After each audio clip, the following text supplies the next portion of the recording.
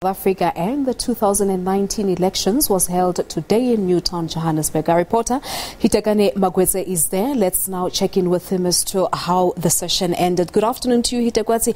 Thank you so much for coming through. And I suppose these are important discussions that we should be engaging in as the nation. Well, good afternoon, Baleza, and good afternoon to you as well. So these are very, very pertinent discussions to have. The discussions this afternoon have been quite provocative, showing the depth in terms of how much layers in terms of race and racism and topics around that we need to go into and discuss in order to chart a way forward, not just as a country, but as a continent and across the globe. But just to talk to us further about the discussions today, we have a representative from ASRI, that is the Awal Socio-Economic Research Institute, Mr. Fick. So could you just, I know it'll be very difficult, but help me summarize the discussions this afternoon. So the Awal Socio-Economic Research Institute and the Market Theatre Foundation had this seminar precisely to provoke the kinds of discussions that we had today. And you were right in calling it provocative. We have political scientists, we have people who work in representation, we have feminists, we had a variety of voices.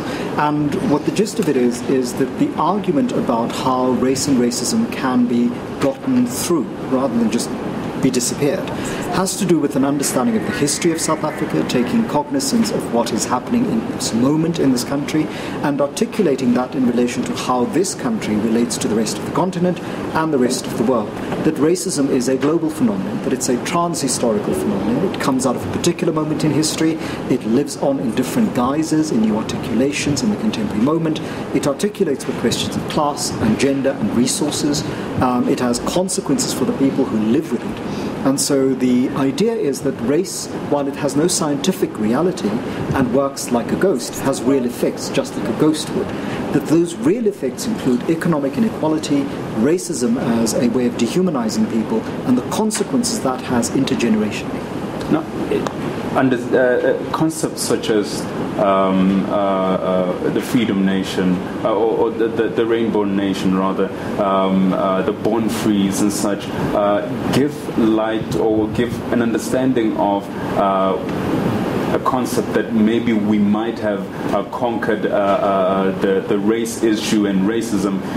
Is that a reality? Have we as a country been able to conquer racism or conquer the challenges that come with racism? So, as Gola pointed out, that actually these are aspirational ideas. This idea that you have a world in which if you wish it, it will happen. And actually that world, to make it happen, requires a lot of work. And it is that work, if you want to have a world beyond racism, you have to take, as Rustin Kuzein, the poet, pointed out, an anti-racist vision and an anti-racist politics. And I think it is crucial for us to remind ourselves that we have a long history of anti-racist work behind us, but we also have a long history or a long present that we have to work in to get through the racism. Professor Friedman argued, and I think quite provocatively, that political parties are possibly not best suited to do that work. And here, Stambile Mbete and Gola also pointed out that it's beyond individual work. It's also about group work, because there's a difference. It's not just attitudinal, so you can get, tackle all the racists, punish them, but if you don't dismantle the structures in which racism is perpetuated and kind of created, engendered, to use Rustin Kuzein's terms, you are never going to get rid of racism. And so it's not just about wishing we weren't racist. It's not just about doing internal work and apologizing and saying, I'm a racist, I'm sorry. You actually have to do much more work at the individual level, but you also have to unmake the structures that have made racism possible.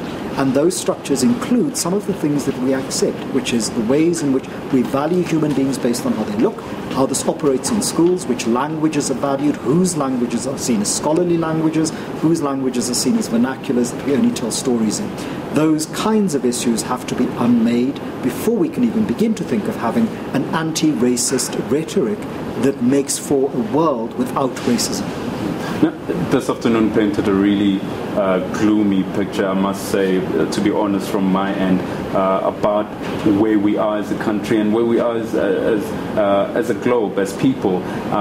And it really asked of myself what the question or what the answer would be. I mean, where do we go from here? Is there a solution, or are we spiraling down a disaster waiting to happen? I think the solution to all political problems lie in political work, and that means people have to work together. It's not a consumerist approach where you can go somewhere, buy the solution and apply it and somehow things will just improve.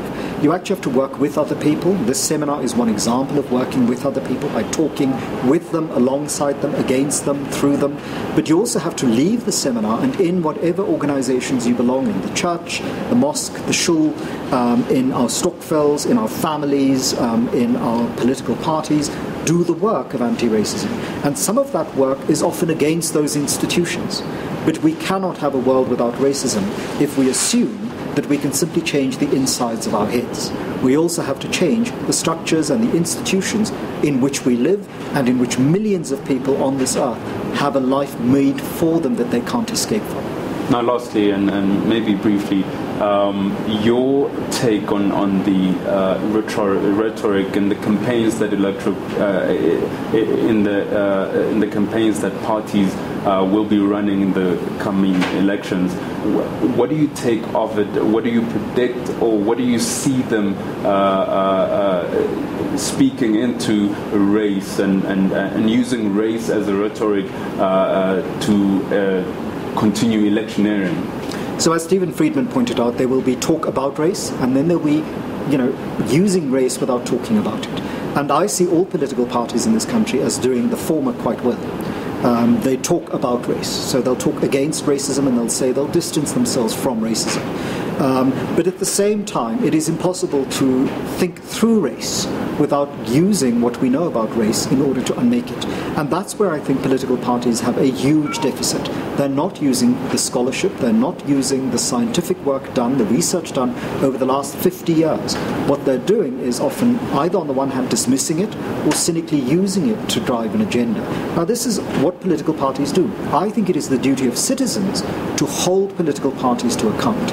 Citizens need to demand more from their political representatives and ask questions and have these particular political parties' representatives give their vision and measure that vision against what the research tells us. But that means that we need to be critically literate and active citizens.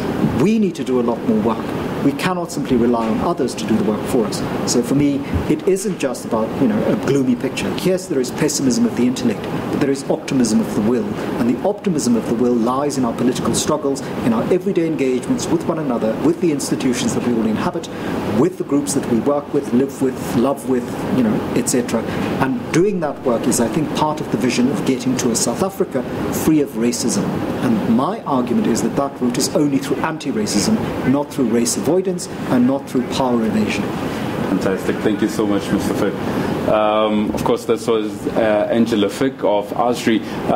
And as he says, the key is really with public participation and anti-racism participation, actively participation, and not relegating the power of an individual or a citizen to organizations such as churches, such as political parties, but saying that it's important to hold ourselves accountable, but not only that, hold our political parties accountable and everyone around us in terms of society accountable to ensure an anti-racist society. But for now, though, Balesa, it's back to you in studio.